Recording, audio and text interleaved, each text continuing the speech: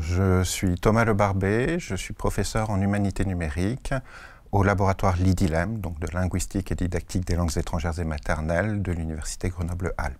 Donc l'objet que je vous ai apporté aujourd'hui, c'est un cahier relié en cuir. C'est un souvenir de mon premier colloque international où j'ai parlé des cahiers d'auteurs. C'est aussi un clin d'œil au consortium Cahiers que je coordonne, qui est un consortium de 42 projets de recherche sur les manuscrits d'auteurs et les sources des auteurs de manière générale.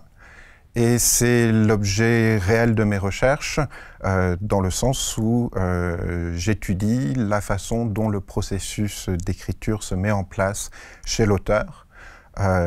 Cette étude se fait d'un point de vue littéraire, puisque c'est l'œuvre qui se crée dans le brouillon de l'auteur, et aussi d'un point de vue linguistique, c'est comment l'auteur conçoit dans sa tête ses énoncés, les retravaille et les reformule. C'est un domaine qui pose beaucoup de problèmes, déjà dans le sens où il permet de faire travailler des disciplines très différentes les unes des autres ensemble. Les informaticiens, les linguistes, les littéraires, les historiens, les sociologues. C'est aussi un objet qui est assez complexe à étudier puisqu'il s'agit d'une écriture manuscrite et la machine est incapable de comprendre cette écriture et de l'analyser. Donc il faut fabriquer des outils pour les spécialistes afin qu'ils puissent numériser leur texte en décrivant exactement tout ce qui se passe sur une page de brouillon.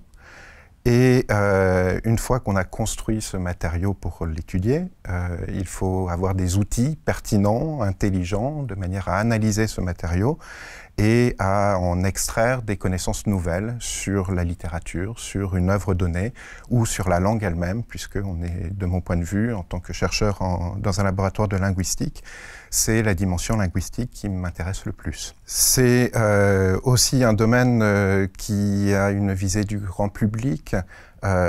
On a accès à des fonds patrimoniaux précieux qu'on numérise sous forme d'images, sous forme de texte, et qu'on met à disposition de différents publics. Donc ça pose la question de ces objets de recherche qu'on met à disposition de quel public et de quelle manière. Enfin, c'est une nouvelle branche de la recherche où on se pose beaucoup de questions sur la donnée partagée, donc tout ce qui est open data. Et cette donnée partagée, elle doit respecter des normes et elle présente un avantage particulièrement important qui est qu'on peut confronter nos données avec celles des autres chercheurs qui travaillent sur d'autres auteurs et ainsi croiser nos informations, croiser nos nouvelles connaissances.